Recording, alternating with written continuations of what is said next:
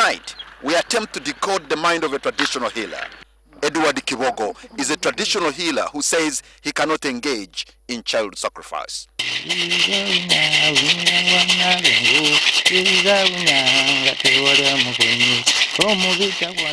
However, he gives us a glimpse into the murky world of this practice. People would come in these humble dwellings or shacks of sorts to look for wealth from individuals that look extremely poor. I candidly put it to him whether the person has come to his shrine seeking to sacrifice a child. He has never gotten anyone. But by the time someone comes, he just arrests that one. He just seduces that one. And then he calls police and they arrest. He says quack traditional healers who are engaged in child sacrifice have maligned their craft. He has certificates to show he's registered.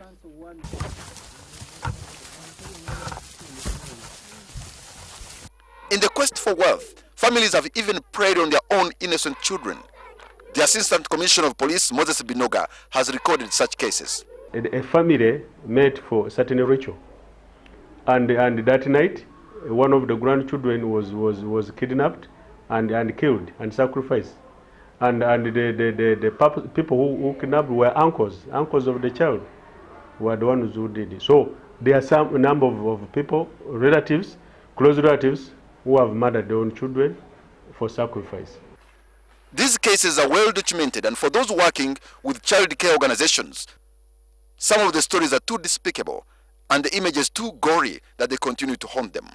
When we looked at the body, it must have been that on a daily basis they were cutting a piece, and they cut when the child is alive. So those two cases, they were devastating. Of course, all cases are death cases, but there are cases where torture is too much that it breaks the heart.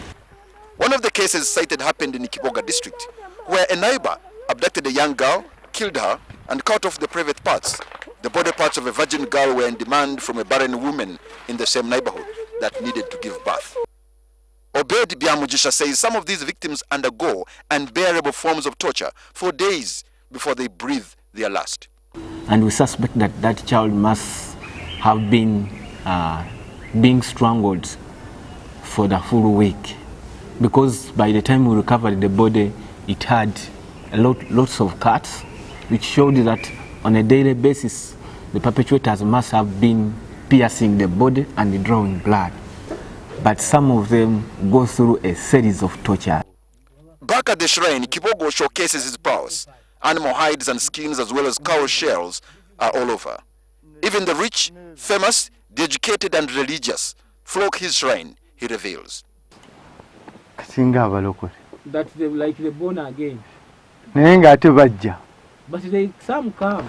And they tell you that they want power. And then they go to their churches. They stay in their churches with power, and then they sneak and come into us. In the dark, they come here.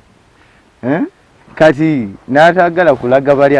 sometimes in the day they don't want to show you that they come here.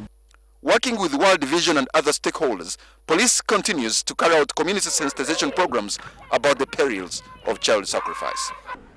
We want to reduce the demand for the victims by trying to explain to the people to understand that that sacrificing a human being for your problems does not pay, and also by this trying to tell the traditional healers to be disciplined and also to avoid that extent of having to prescribe sacrifice of human beings as the medicine is for the problems of people.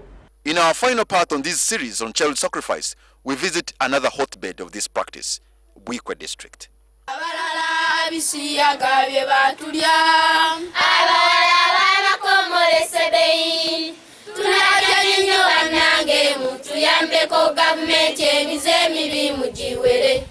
Patrick Amara, NTV.